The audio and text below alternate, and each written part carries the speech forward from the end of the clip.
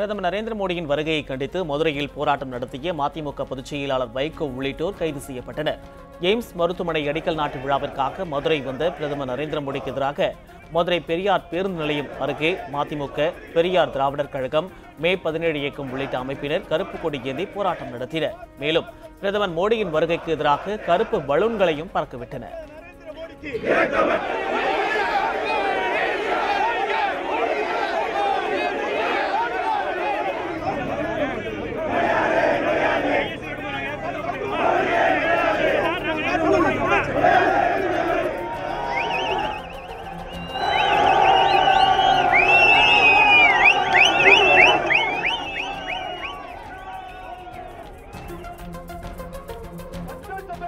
இதனையடுத்து போராட்டக்காரர்கள் சாலையில் அமர்ந்து மறியலில் ஈடுபட்டனர். அப்போது போலீசாருக்கும் போராட்டக்காரர்களுக்கும் இடையே கடும் வாக்குவாதம் ஏற்பட்டது.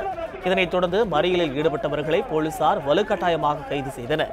மேகதாது உள்ளிட்ட விவகாரத்தில் மத்திய அரசு தமிழகத்திற்கு அநீதி இழைத்துள்ளதாக மதிமுக பொதுச் செயலாளர் வைகோ குற்றம் சாட்டினார்.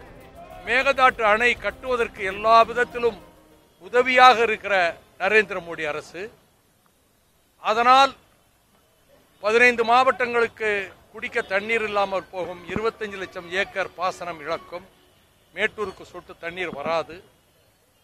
இவ்வளவு பெரிய ஆபத்து இருக்கிற போது அந்த மேகதாட்டு அணை ப்ராஜெக்ட் ரிப்போர்ட்டுக்கு அனுமதி கொடுத்தவன் ப்ராஜெக்ட் ரிப்போர்ட் அனுப்பிவிட்டான். 5912 கோடி ஒதுக்கி இருக்கிறாங்க, 16,000 கோடி செலவாகும்னு நேற்று சொல்லியிருக்கிறாங்க. இதேபோல் மோடி வருகைக்கு எதிர்ப்பு தெரிவித்து பெரியார் பேருந்து நிலையம் அருகே பெரியார் உணர்வாளர்கள் கூட்டமைப்பு, மே 17 இயக்கம் உள்ளிட்ட பல்வேறு அமைப்புகள் சார்பில் போராட்டம் நடைபெற்றது.